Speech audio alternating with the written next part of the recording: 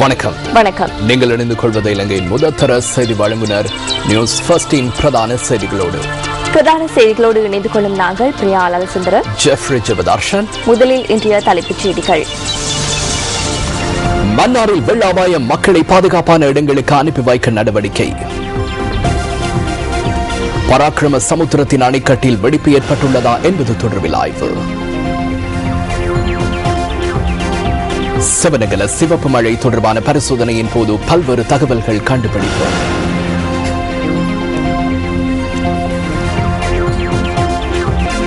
நாட்டை அபிவிருத்தி செய்வதற்கு ஸ்திரத்தன்மை அவசியம் என்கிறார் பாதுகாப்பு செயலாளர்.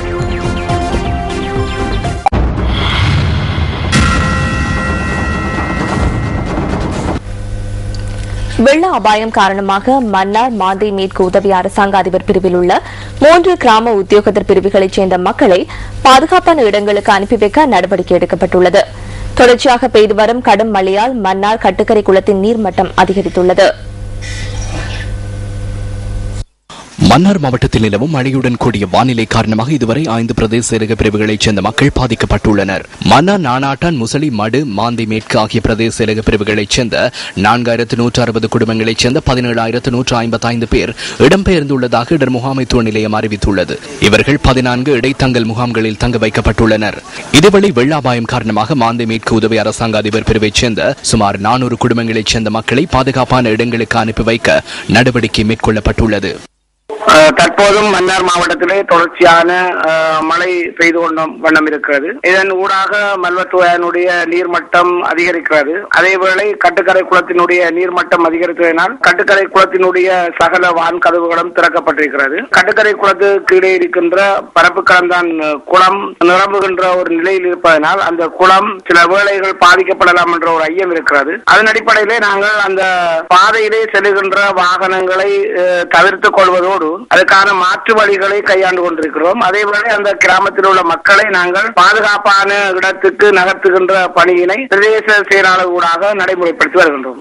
வவுனியா மாவட்டத்தில் நிலவும் மழையுடன் கூடிய வானிலை இதுவரை வழமைக்கு திரும்பவில்லை. இதனால் வவுனியாவின் பல பகுதிகள் நீரில் மூழ்கியுள்ளன. பாவட்குளம் பாவையின் 4 வான்கதவுகள் 6 அடி வரை திறந்துவிடப்பட்டுள்ளமையினால் அருகாமையில் உள்ள தாழ்நிலங்கள் நீரில் மூழ்கியுள்ளன. இதனால் வவுனியா செட்டிக்குளம் வீதி தற்காலிகமாக மூடப்பட்டுள்ளதாக எமது பிராந்திய செய்தியாளர் குறிப்பிட்டார். இதேவேளை வவுனியா பூவோயா பாலத்திற்கு குறுக்காக நீர் வெளியேறுகின்றமையினால் அதற்கு அருகில் உள்ள பல பகுதிகள் நீரில் மூழ்கியுள்ளன. புத்தளம் மாவட்டத்தில் ஏற்பட்டிருந்த சீரற்ற வானிலை தற்போது வழமைக்கு திரும்பி வருவதாக எமது பிராந்திய செய்தியாளர் குறிப்பிட்டார். மாவட்டத்தில் இடம்பெயர்ந்த மக்கள் பெரும்பாலும் வீடு திரும்பியுள்ள நிலையில் சிலர் மாத்திரம் தொடர்ந்து முகாம்களில் தங்கியுள்ளனர்.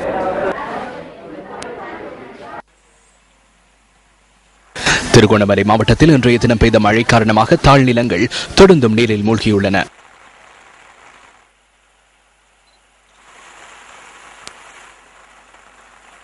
மட்டக்களப்பு மாவட்டத்தில் வெள்ளத்தினால் பாதிக்கப்பட்டு தற்காலிக முகாம்களில் தங்கியுள்ள ஏறாவூர் பெற்று மயிலவட்டுவான் பிரதேச மக்களுக்கு அரசாங்கத்தினால் சமையல் பாத்திரங்கள் மற்றும் விவசாய உபகரணங்கள் வழங்கப்பட்டன.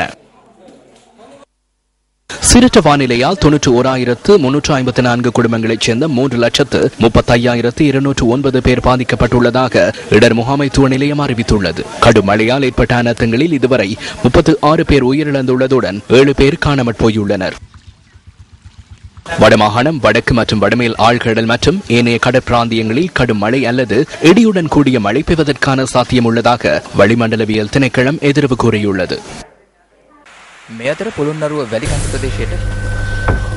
முல்லைத்தீவு மாவட்டத்தில் தொடர்ந்து பெய்து வரும் மழை காரணமாக மக்கள் பெரும் அசௌகரியங்களை எதிர்நோக்கியுள்ளனர். குளங்கள் பெருக்கெடுத்துள்ளதால் இதுவரை சுமார் 500 குடும்பங்களைச் சேர்ந்த மக்கள் இடம்பெயர்ந்துள்ளதாக மாவட்ட அரசு அதிபர் நாகலிங்கம் வேதநாயகன் நியூஸ் ஃபர்ஸ்டுக்கு தெரிவித்தார். பொலனறுவை பராக்கிரம சமுத்திரத்தின் அணைக்கட்டில் எந்தவித வெடிப்பும் ஏற்படவில்லை என நீர்ப்பாசன திணைக்களம் தெரிவிக்கின்றது. அந்த இடத்தில் மேற்கொள்ளப்பட்ட ஆய்வுகளை அடுத்து திணைக்களம் இந்த விடயத்தை அறிவித்துள்ளது.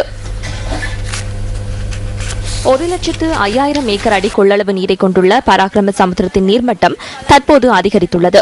இதன் அணைக்கட்டில் வெடிப்பு ஏற்பட்டுள்ளதாக கடந்த நாட்களில் கருத்துக்கள் வெளியாகின. இதனால் அந்த பிரதேச மக்கள் மத்தியில் அச்சம் ஏற்பட்டிருந்தது. நாம் பிறந்ததிலிருந்து இந்த கிராமத்தில் வாழ்கின்றோம். இதற்கு முன்னர் இவ்வாறான வெடிப்புகள் பராக்கிரம சமுத்திரத்தின் அணைக்கட்டில் காணப்படவில்லை. இதற்கு முன்னர் இவ்வாறு இடம்பெறவில்லை. இந்த அணைக்கட்டை புனரமைக்க ஆரம்பித்ததன் பின்னர் இவ்வாறு ஒரு நிலைமை தோன்றியுள்ளது. காரணம் என்று எமக்கு தெரியாது. அச்சத்துடன் நாம் வாழ்ந்து வருகிறோம். நீர்ப்பாசன திணைக்களத்தின் நிபுணர்கள் குழு ஒன்று இன்று பராக்கிரம சமுத்திரத்தின் அணைக்கட்டை ஆய்வுக்குட்படுத்தியது. இதன்போது மேலதிக ஆய்வுகளுக்காக அணைக்கட்டிலிருந்து மண் மாதிரிகளும் சேகரிக்கப்பட்டன.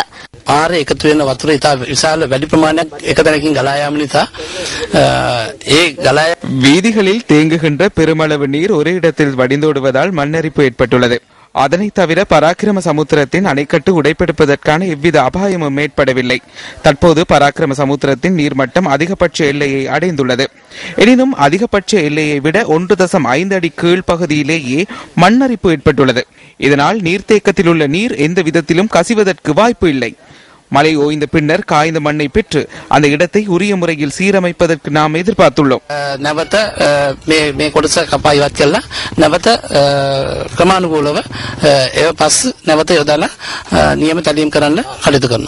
அபாயம் இல்லை என்பது உறுதி செய்யப்பட்டாலும் அத்தகைய நிலைமை ஏற்பட்டால் அதனை எதிர்கொள்வதற்கான தயார்படுத்தல்கள் மேற்கொள்ளப்பட்டுள்ளதாக பொலனறுவை மாவட்ட செயலாளர் நிமல் அபிஸ்ரீ தெரிவித்தார். எந்த காரணம் கொண்டும் மக்கள் அச்சம் கொள்ள தேவையில்லை.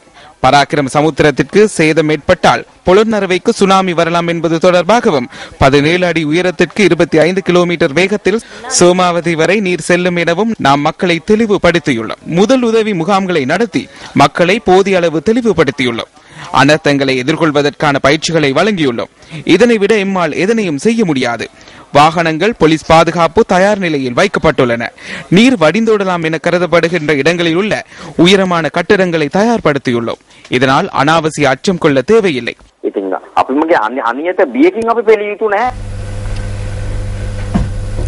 நாட்டின் சில பகுதிகளில் இன்றும் சிவப்பு மற்றும் மஞ்சள் மழை பெய்ததாக தகவல்கள் வெளியாகியுள்ளன. அனுராதபுரம் மற்றும் புலனறுவை ஆகிய பகுதிகளிலேயே அதிகம் சிவப்பு மற்றும் மஞ்சள் மழை பெய்துள்ளது. புலனறுவை மின்னேரியா பிரதேசத்தில் இன்று முற்பகல் மஞ்சள் மழை பெய்துள்ளது. அனுராதபுரம் ஸ்ராவஸ்ரீபுரத்தில் இன்று முற்பகல் 9 மணியளவில் மஞ்சள் மழை பெய்துள்ளது. திறப்பணி, மதுரங்கடவள, ஹொரவபொத்தானை, கெக்கிராவ மற்றும் லபனோருவ ஆகிய பகுதிகளில் மஞ்சள் மழை பெய்ததாக எமது செய்தியாளர் கூறினார். ஹபரணை, பலகஸ்வெவ மற்றும் காசியப்ப கிராமம் ஆகிய பகுதிகளிலும் மஞ்சள் மழை பெய்துள்ளது. இதனை தவிர சீகிரியா, சீகிரி முல்ல, வெவல ஆகிய பகுதிகளிலும் இன்று முற்பகல் மஞ்சள் நிற மழை பெய்திருந்தது. கந்தலாய், அக்போபுர மற்றும் சாலியபுர ஆகிய பிரதேசங்களிலும் மஞ்சள் மழை பெய்துள்ளது. இதேபோல ஹேட்டன், குடாகம பகுதியில் இன்று முற்பகல் பெய்த மழை சிவப்பு நிறத்துடன் காணப்பட்டது. சுமார் 15 நிமிடங்கள் வரை சிவப்பு மழை பெய்ததாக எமது செய்தியாளர்கள் தெரிவித்தனர். அண்மை காலமாக நாட்டின் பல்வேறு பகுதிகளிலும் சிவப்பு மழை மற்றும் மஞ்சள் மழை பெய்ததாக அவ்வப்போது தகவல்கள் பதிவாகியிருந்தன. செவனகல பகுதியில் பெய்த சிவப்பு மழையின் மாதிரிகளை கொண்டு மருத்துவ ஆய்வு நிலையம் மேற்கொண்ட பரிசோதனையின் போது அதில் நுண்ணுயிர்கள் காணப்பட்டமை உறுதி செய்யப்பட்டது. What we found is that under the microscope it's still motile, and it was really the same when I saw it still alive. The sample that I brought back is under microscope, optical microscope. You can see. நாம் நுணுக்கு காட்டியின் ஊடாக கண்காணித்த நுண்ணுயிர் இன்னமும் புழுவை அசைத்துக் கொண்டே உள்ளது. அதற்கு உயிர் இருக்கின்றது. அது உடையும் தன்மையை கொண்டிருந்தது. உயிரணுவை போன்று வால் உள்ளது. அவை அசைந்தன. சிவப்பு நிறத்துடன் காணப்பட்டன. இவற்றில் காணப்பட்ட சிவப்பு நிறம் ஏற்கனவே நாம் இந்தியாவின் கேரளாவிலிருந்து பெற்றுக்கொண்ட சிவப்பு மலையுடன் ஒத்ததாக இருந்தது. அந்த சிவப்பு மலையின் மாதிரிகளில் வெள்ளி மற்றும் அசனிக் கலந்திருந்தன. இந்த விடயம் ஆச்சரியத்தை ஏற்படுத்துகின்றது. இவை புவியில் அரிதாகவே உள்ளன. இதற்கமைய வெள்ளி மற்றும் அசனிக் அதிக அளவில் உள்ள ஒரு இடத்தில் இருந்தே சிவப்பு மலை பெய்கின்றது. இந்த நுண்ணுயிர்கள் ஏனைய நுண்ணுயிர்களை விட வித்தியாசமாக காணப்படுகின்றன. But if they are present in these cells, it means that there is some location where the amounts are higher than on the earth, and these microorganisms are extremely unusual. அடுத்த கட்ட பரிசோதனைகள் தொடர்பிலும் பேராசிரியர் தெளிவுபடுத்தினார். What we want to do is to take cross sections of them, what they call transmission electron microscope pictures, right? To look for the interior of the cells. நாம் இவற்றின் குறுக்குவெட்டை பரிசோதனைக்கு உட்படுத்த வேண்டியுள்ளது. அதன் போதே இந்த கலங்களின் உள்ளடக்கத்தை கண்காணிக்க முடியும். அதாவது மரபணுவை கண்டுபிடிக்க முடியும். இந்த பரிசோதனை வெற்றியளித்தால் அது சிறந்த பலனை கொடுக்கும். பொஸ்பரஸ் மற்றும் அசனிக் ஆகிய ரசாயனங்கள் ஒரே தன்மையை கொண்டுள்ளன. இதற்கமே நாம் அசனிக்கை பயன்படுத்தினால் பொஸ்பரஸை நீக்க முடியும். அதன் மூலம் நுண்ணுயிருக்கு வேறு வடிவத்தை கொடுக்க முடியும். இது மிகப்பெரிய கண்டுபிடிப்பாக அமையும். அதாவது பொஸ்பரஸ் மீது தங்கி இருக்காது அசினிக்கை மாத்திரம் கொண்டு வாழும் ஒரு நுண்ணுயிரை உருவாக்க முடியும். வெள்ளியும் அதே போன்று ஆச்சரியத்தை ஏற்படுத்துகின்றது. புவியில் காணப்படுகின்ற அநேகமான உயிர்களுக்கு வெள்ளி விஷமாக அமைகின்றது. Arsenic, and not only arsenic, silver, which is even more surprising, because for most life forms on Earth, silver is extremely poisonous. They're toxic. சிவனொளி பாதமலைக்கான யாத்திரை பருவகாலம் இன்று ஆரம்பமானது. பெல்மடுள்ள கல்பொத்தாவல ரஜமகா விகாரையிலிருந்து நேற்று அதிகாலை சமந்தவ விக்கிரகமும் பூஜை பொருட்களும் பவனியாக எடுத்து வரப்பட்டன. சமய அனுஷ்டானங்களை அடுத்து பவனி ஆரம்பித்து வைக்கப்பட்டது. ரத்னபுரி பெல்மடுல்லையிலிருந்து அபிசாவலை ஹேட்டன் வீதியூடாக நல்லதண்ணி நகரை பவனி சென்றடைந்தது. பெல்மடுல்லையிலிருந்து நல்லதண்ணி நகரம் வரை வீதியோரங்களில் கூடியிருந்த பக்தர்கள் சமந்தவ விக்கிரகத்தை வழிபட்டனர். பின்னர் சிவனொளிபாத மலையில் விசேட பூஜைகள் நடத்தப்பட்டு சமந்தவ விக்கிரகம் பிரதிஷ்டை செய்யப்பட்டது. இம்முறை சிவனொளிபாத மலைக்கான யாத்திரையை மேற்கொள்ளும் பக்தர்களின் நலன் கருதி விசேட பாதுகாப்பு திட்டம் ஒன்றை செயற்படுத்தியுள்ளதாக போலீசார் தெரிவித்தனர்.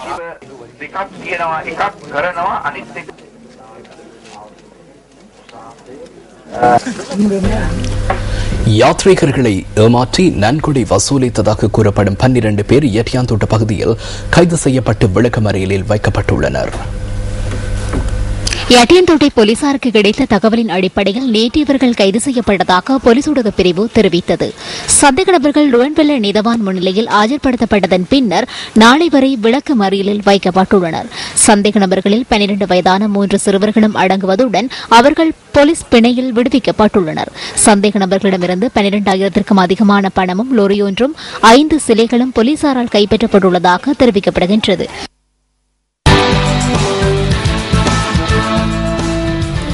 நாட்டை அபிவிருத்தி செய்வதற்கு ஸ்திரத்தன்மை பாதுகாக்கப்பட வேண்டும் என பாதுகாப்பு செயலாளர் கோட்டாபாய ராஜபக்ச தெரிவிக்கின்றார். குருநாகலில் இன்று நடைபெற்ற வைபவத்தில் கலந்து கொண்டு உரையாற்றிய போதே பாதுகாப்பு செயலாளர் இதனை கூறினார். உஹுமிய டிஎஸ் சேனநாயக்க மத்திய கல்லூரியில் நடைபெறுகின்ற வடமேல் மாகாண கால்நடை வள ஊக்குவிப்பு கண்காட்சியின் பிரதம அதிதியாக பாதுகாப்பு செயலாளர் கோட்டாபய ராஜபக்ச இன்று கலந்து கொண்டார். ජනාධිපතිතුමාට ඒ පාලන කටයුතු කරගෙන යන්නට බොහෝම අභියෝග කියනවා. ஜனாதிபதி நிர்வாகத்திற்கு எதிராக பல்வேறு வடிவங்களில் அழுத்தங்கள் பிரயோகிக்கப்படுகின்றன. பாடசாலை மாணவர்களை பயன்படுத்துவதற்கு முயற்சித்தனர். பல்கலைக்கழக மாணவர்களை பயன்படுத்துவதற்கு முயற்சித்தனர். பல்கலைக்கழக விரிவுரையாளர்களை பயன்படுத்த முயற்சித்தனர். தொழிற்சங்கங்களை பயன்படுத்த முயற்சித்தனர். அரேபியாவில் அரசாங்கங்களை கவிழ்க்க முடியுமாயின் இலங்கையிலும் அதனை செய்ய முடியும் என்ற கருத்துடன் அவர்கள் செயற்பட்டனர். எனினும் இலங்கையில் ஜனநாயக அரசாங்கம் உரிமையை காணப்படுகிறது. மக்கள் மத்தியில் உள்ள நம்பகத்தன்மை காரணமாக அவர்கள் அந்த இலக்கை அடைய முடியாமல் போயுள்ளது. தற்போது நீதிமன்றத்தினூடாக அதனை கொண்டுவர முயற்சிக்கின்றனர். நாட்டை அபிவிருத்தி செய்ய வேண்டுமாயின் அதிகளவான சுற்றுலா பயணிகளை ஈர்க்க வேண்டுமாயின் சமாதானமும் ஸ்திரத்தன்மையும் சிறப்பான இடத்தில் இருக்க வேண்டும் என்பதை நாம் அறிவோம். 30 வருடங்களாக துன்பங்களை அனுபவித்து பெற்றுக்கொண்ட சமாதானத்தையும் ஸ்திரத்தன்மையும் சீர்குலைப்பதற்காக சவால் விடுக்கின்றனர். மக்கள் இந்த சவால்கள் தொடர்பாக தெளிவடைந்திருக்க வேண்டும் என நான் நினைக்கின்றேன். නැති කරන්නට නොයෙක් අභියෝග තියෙනවා. ජනතාව මේ අභියෝග ගැන අවබෝධයෙන් යුක්තව හිතන්නේ සිටිය යුතුයි.